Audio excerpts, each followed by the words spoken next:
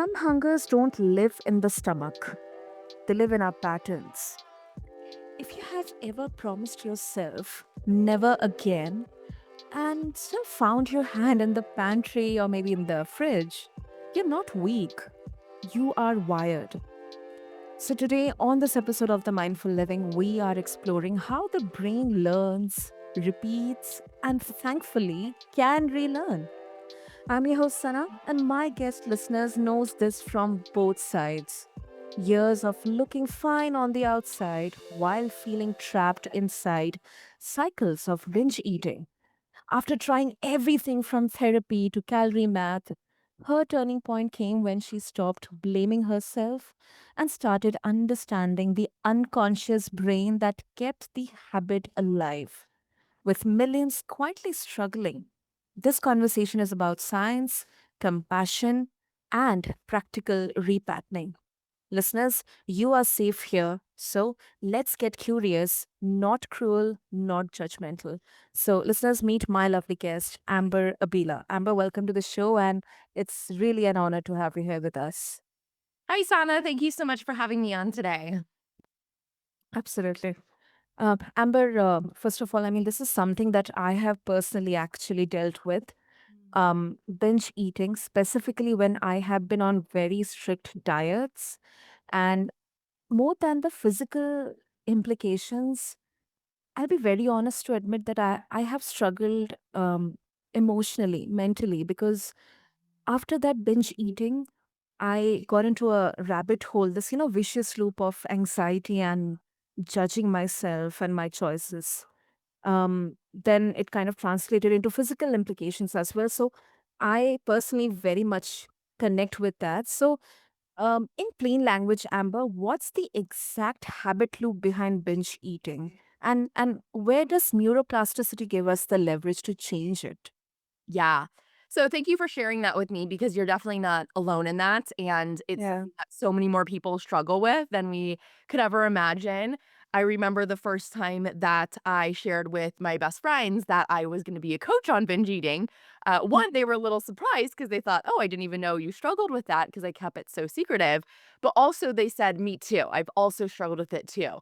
So Mhm. even my closest friends, we didn't really talk about it with each other.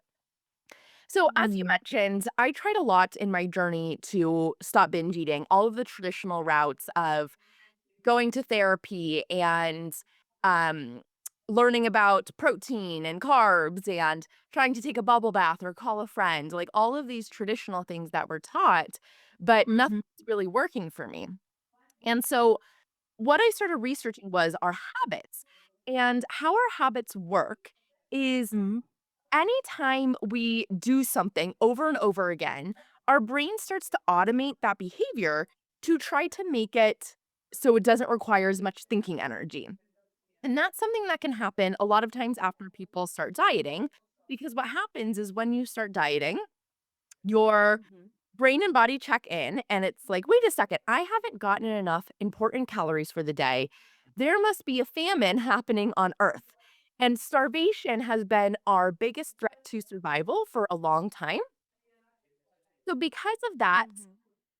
our brain and body check in and they say, okay, we must get as much food as we possibly can while it's available to us. Mhm. So, as we start eating the food, then our brain gets the reward of the food, and it starts Mhm. to recondition this habit in of, "Oh, eating a lot of food must be a good thing. We're not Mhm. starving anymore. We're finally getting maybe some of the nutrients too." And so then it creates a habit loop around this, and that's where our urges and cravings will come in, is it starts to think, "Okay, every time we're in this situation, every time I'm in this around this food or this person, I'm going to send out a strong urge to do this habit because this is what we've always done. And now we're on autopilot and we don't have to think about it so much." Wow. Wow. I never thought about this, that, so much happens actually inside our brain and the body. And one thing which I should, appreciate here, Amber, like how you de-shame this by making it mechanical, not moral. And after your answer, I think listeners will, at least press us, huge sigh of relief that yes, this is something that can be kind of, manageable, doable to rewire. So yeah, thank you. And many people, they white knuckle urges. So, Amber, biologically, why does willpower fatigue lose to nervous system dysregulation? And also, what's a concrete regulation tool that works in the moment? Yeah, so this is a thing that a lot of people will make a mistake with when they're trying to get through these urges that they've conditioned. Mhm. It They first will get really, surprised by it. So they'll say, "Oh my gosh, I can't believe I wanna eat right now." And then they'll get very angry and frustrated at it. They'll think, "I just want this to go away. I am so angry that I'm dealing with this still." And when that happens, that makes it so much harder to sit with, and it makes it so we have to willpower our way through because we've now created all this additional emotion on top of the urge itself of frustration and surprise and anxiety. So, what urges are? Urges are this emotion of over desire. So, it is too much desire for something. When we desire food when we're hungry, that is a normal level of desire. Like, we're supposed to desire food as living beings. But when we start desiring food when we're no longer hungry or to the extreme, that is when we are having this over desire come into play.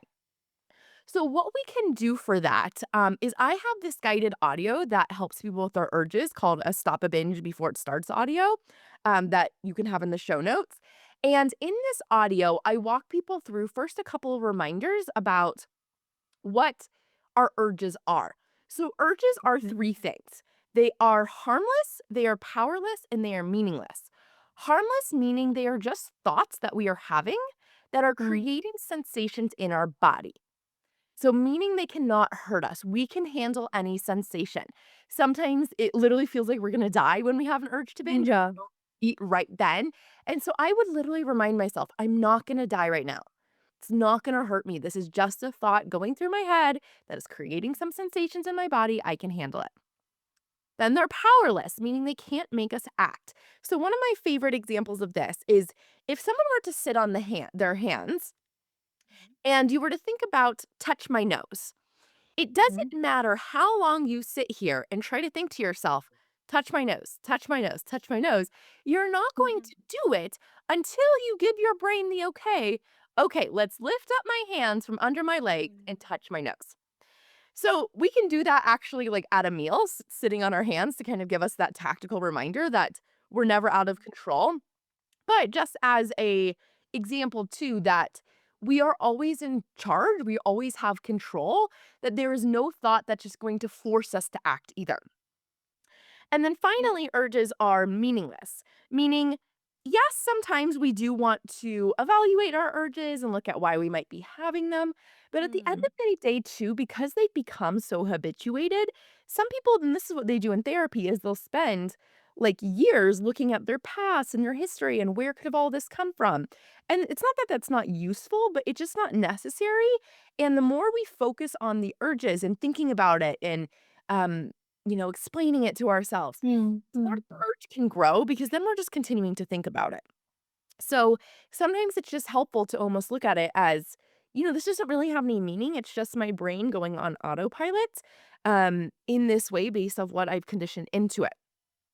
Then another thing I like to Mm. take people through is through visualization. And I do visualization a lot in my coaching. I integrate aspects of that as well as hypnosis to help Mhm. people address their unconscious brain, which is the part of their brain that says, "Well, I know what to do, but I'm just not doing it." The I'm just not doing it, that's our unconscious brain coming into play. And visualization is what essentially helps us create a blueprint for our unconscious brain to follow. They've done studies where people have imagined playing piano for an hour a day, and then they have actually played piano for an hour a day, and the results were same in their improvements in piano, where even though they just visualized it, it actually gave them a similar result. So we know we could use that to our advantage then of imagining ourselves getting through urges and also imagining the positive results that will come from that. A lot of people, what they'll do is they'll tell themselves chapter one of the story. Hmm. Chapter 1, I eat the food, it tastes delicious, the end. But that is not the whole story. The Mm-hmm. whole story is you start eating the food. It might taste good for the first, couple of seconds, but even if we're being honest with ourselves, the binge eating Uh-huh. isn't even fun because we're so out of control, we're so frantic, we're not even paying attention to how the food tastes.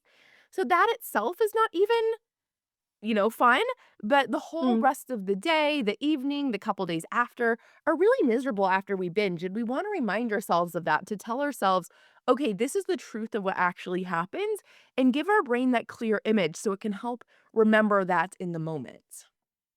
Hmm. That is very, very interesting, Amber. Very, very interesting, especially um, I think, if I can give my perspective from here after understanding specifically around the urges, like, the adjectives that you used, harmless, meaningless, I think it kind of really gives a signal to our brain and our self that this is not overpowering me. I still have that control in there. So, yeah, I think that's also a very interesting aspect of the urges here. Yeah. And now moving on to the data. Like if I would like to understand what exactly happens, like we always rely on data to look at what exactly is happening. So what metrics matter, Amber, when rewiring, like you mentioned around visualization and then hypnotherapy, like frequency, intensity, time to urge, recovery time, and how quickly do this usually shift when the brain starts learning a new pathway or a new way to look at it. Yeah, that's a good question. My program that I take people through to help them stop binge eating is Mm, 6 months, and so I usually find that that is the perfect amount of time. Some mm, people I was just on a consultation the other time. She's like, "That feels like a long time," and I'm like, "Well, when you consider how long you might have had these eating habits for, most mm, people are not coming to me surely the binge eating for 6 months themselves, it's been like a 10, 20, 30-year struggle that they're dealing with, and so 6 months is actually changing in a very quick way, but yeah. we're so used to seeing quick results from other diets of, Mm, "Okay, I'm just gonna starve myself for a week, and then I'll lose 5 pounds as quickly as possible," or, "I'm gonna take Ozempic or another GLP-1, mm, and the weight will just drop off fairly effortlessly." So, from all of the quick fixes, we're taught quick results, but quick results don't last. And when we're doing this deeper brain change, it does take a little bit of time. And that's not going to say it's going to take forever, but we need to address underlying beliefs about how we think binge eating is pleasurable and how we think it's giving us joy and our different mm, beliefs about the types of food we're eating. And that takes a little bit of time to uncover and also just to create the awareness around that and to even think about, well, what do I think about food? How does my brain operate on the day to day? And building that awareness is always the first step of looking at that. So that's usually what we work on first in the program. So then we can actually start taking those bigger actionable steps towards stopping binge eating. mm. And Amber, one thing really like I'm curious about. So, quite of times, the reason behind binge eating could be just more than controlling weight or diet or just for health reasons. There could be some emotional triggers also which are leading to binge eating. So how do you work around that? Because what I think that it would definitely need a holistic approach in there, not just from the perspective of science or whatever is happening, like rewiring our brain. So how exactly you approach that? Definitely. There are a lot of aspects to stopping binge eating, your mindset being one of them. But as far as emotions go, one of the Mm, biggest key skills I teach people around emotions is not how to change their emotions, but how to sit with them. What a mm, lot of people will teach you is what to do instead of, feeling sad or how to get out of sadness. Well, you should journal, you should do some deep breaths, you should watch your favorite TV show, distract yourself. It's not that that's necessarily wrong, but that's not the core key skill that we need to be able to handle any emotions. So, what I teach people is that everyone feels the 50-50 of life, 50% positive, 50% negative. No matter Mm. how much money you make, how much someone loves you, any of these other external things that we think make us happy, there's always going to be a time in life where we feel some of these like more negative emotions of sadness, frustration, anger, anxiety. Those things will still come up because we're human and that's part of the Yeah. human experience. So if instead of trying to, excuse me, escape out of all the emotions, we were Mm. just to sit with them and say, I'm safe to sit with these emotions, it wouldn't be such a big deal. Then we could just go throughout our day. We're feeling sad and that's okay. We're feeling anxious and that's okay. And this is exactly what natural eaters do is they Mm. just sit with their emotions. They don't need to change it all the time. They just feel sad and they don't go to the ice cream because they are okay with feeling the sadness. Mm. I love that. I love that analysis, Amber. Yeah, and uh, you argue that belief in identity work beats stricter food rules. And then, on the other hand, critics would say that soft and people do need structure. So, what does the evidence and your experience show about identity level rewiring versus tighter or stricter restriction? Yeah, so when someone is changing their identity, it's going from thinking I am a binge eater to I am a normal eater, or Mm. I'm someone who doesn't struggle with food.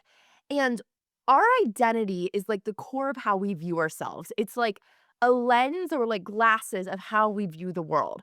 So if we believe that we are a binge eater, then when we get an urge, we think, well, I'm a binge eater, so I'm just going to binge. When Mm. there's cakes or cookies around, we think, well, I'm a binge eater, so then we overeat on it. Yeah. But if instead we are to look at that situation and we believe that we're normal and we believe that we're a normal eater, then when we get in that situation, we can just say, what would a normal eater do right now? If I were someone who didn't struggle with food, how might I interact with these things? And so that kind Mm. of gives you some insights around how you might want to act instead and starting to step into that new version of you so you can be the type of person who does just eat whatever they want, but in amounts that feel good to them, and who does stop when they're full because you're starting to become this new person. Now, as far as Mm. structure goes, we talked a lot about the mindset. Yeah. I do think having structure is important when people are stopping binge eating.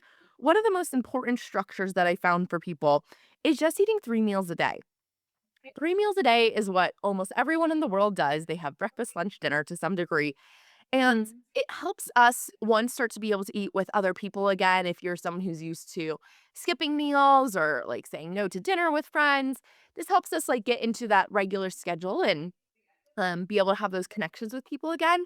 But it Mm. also creates predictability within our body and our hunger and fullness hormones, where our Mhm. body can predict that food is coming in now at a certain time. And that Mm. creates a lot of safety for us of knowing like we're never more than a couple hours away from our next meal. And so I don't need to overeat right now because food is coming again soon. But what a lot of people who are struggling with binge eating tend to do is eating tends to be all over the place at all hours of the day. Mm. Sometimes they eat a smaller meal, but then they're super hungry. So then they have a giant meal midday and then they skip dinner because they're not hungry for dinner. Or, it just gets a little bit chaotic. So I find when people can start eating a solid breakfast, lunch, and dinner that contain four things: protein, carbs, fats, and fiber in the form of a fruit or vegetable. That really Mm. helps to start regulate things and makes it easier to not have these extreme binges anymore. Absolutely, Amber. I so much agree with you on this. So much agree with you. And it will take time. I mean, as you mentioned, like 6 months standard. I think structure is definitely needed, like that consistency and that discipline. And I think a promise to ourselves that we have to do. Um, and it's obviously including our mindset as well. So it is not difficult. It may be a bit overwhelming initially, but it is doable. Mhm. Right, and a lot of people have some fear around eating those normal meals again.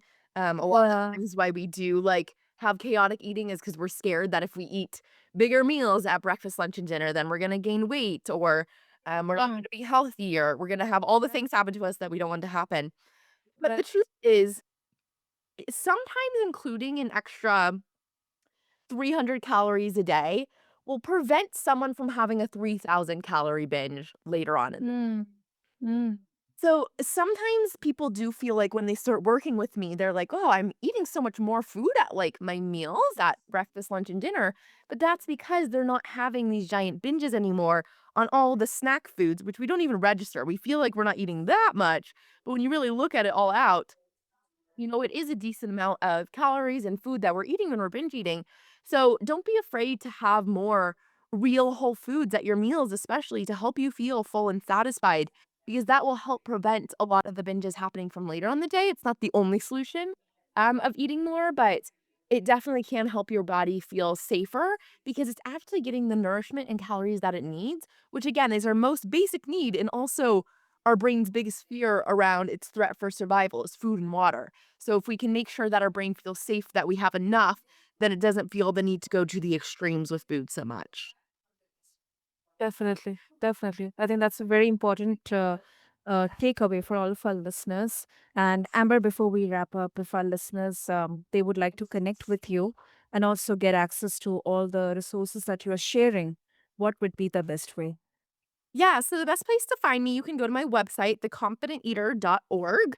There is where you'll be able to find my guided audio to stop a binge, which will help walk you through any of these strong urges and cravings you have using this psychological based approach. And there you can also find links to my Instagram, which is The Confident Eater. I also have a podcast of my own called Become a Confident Eater that I put out a new episode every Thursday for. Super, super. And listeners, what I'll do is I'll have all the links and details in the show notes. So just refer to them along with this episode on your favorite podcast platform. And I think this particular episode has been so, like, personally, it has been so fruitful for me because now I know that I am not, alone, or I am not the strange one out there. It Yeah. happens with anyone, anybody, and there is a way out there. And Amber, thank you so, so much for bringing this perspective, bringing your insights, the research, the science, and the mindset behind binge eating. Thank you. Thank you so much, Sana.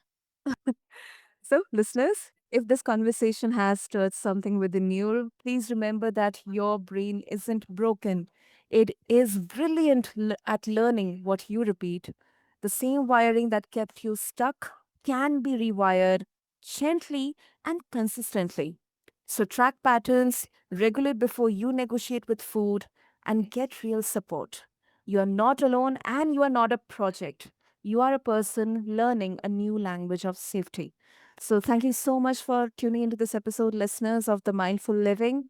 Be kind to your nervous system this week. It is listening. Thank you.